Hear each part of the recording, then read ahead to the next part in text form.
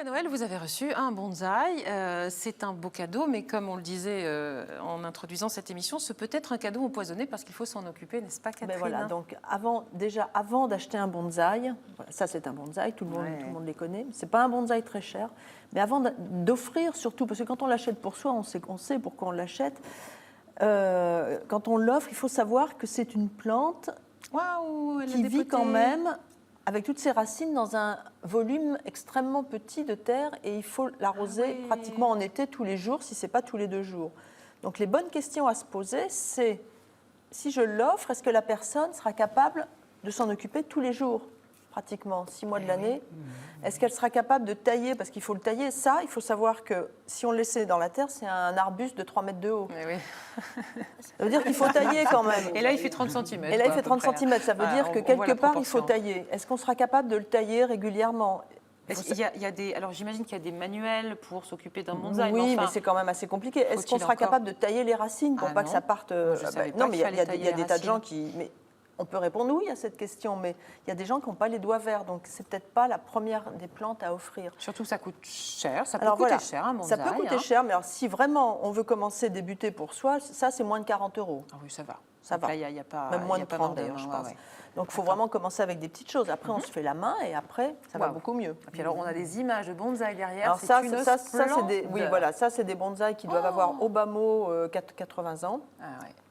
C'est pas le genre de choses qu'on offre en premier à quelqu'un qui ne s'est jamais occupé de bonsaï. Non, c'est déconseillé. Parce que c'est un gâchis phénoménal. Là, il y a peut-être 2 générations de jardiniers qui sont passés dessus tous les jours.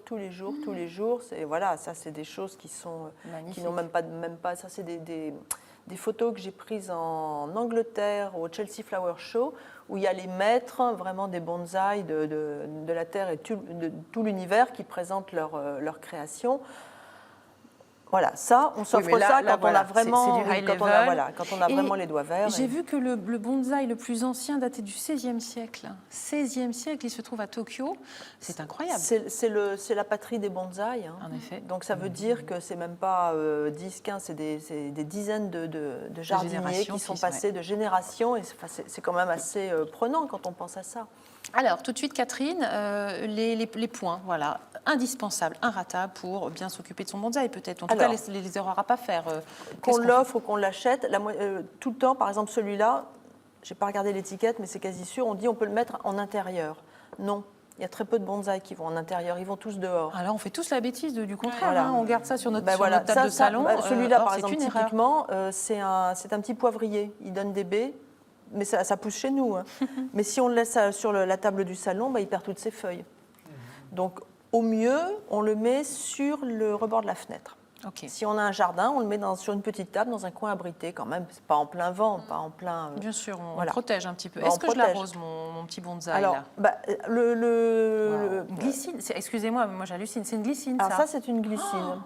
Extraordinaire. Quand on connaît la vigueur de la glycine qui peut pousser à 10 mètres de haut, on mesure quand même le nombre la maîtrise, le nombre de tailles, le nombre de soins, d'entretien qu'il a fallu pour avoir ce bonsaï-là, en plus. Et qui fleurit, donc ça veut dire que la plante est en équilibre. En fait, c'est une plante miniaturisée et tout est en proportion. Les feuilles ont été miniaturisées, les fleurs aussi. Incroyable. C'est quand même quelque chose. Est-ce qu'on met de l'engrais, Catherine? Oui, tiens, une bonne question. Alors oui, on met de l'engrais. Non, bien sûr qu'on met de l'engrais, mais on met de l'engrais à certaines périodes. On met de l'engrais à des doses très diluées parce qu'il y a vraiment 3 fois rien. Et l'engrais, c'est vraiment pour l'empêcher de jaunir parce que si on met trop d'engrais, il repart comme un arbuste en pleine terre. C'est pas ce qu'on veut. Ce qu'on veut, c'est que les feuilles soient vraiment petites, que les pousses soient assez compactes. Parce qu'autrement, on est sans arrêt en train de tailler et puis donc on l'épuise. Il nous reste 30 secondes. Peut-être un dernier petit conseil, Catherine, par rapport à son bonsaï. Dernier petit conseil, le mettre dehors, l'arroser quasiment tous les jours dès qu'il fait plus de 15 degrés. Le protéger du froid quand même en hiver. Et puis être prêt tous les 2 ans à tailler les racines, les grosses racines qu'on verra. Là, il n'a pas besoin d'être taillé, mais quand il y a des grosses racines qui sortent, on le fait. Et puis surtout, le garder en forme, donc le tailler 3-4 fois par an. Merci beaucoup Catherine, domo arigato gozaimasu, comme on dit là-bas. Et on va tout de suite passer à la rubrique gastronomie d'Hélène.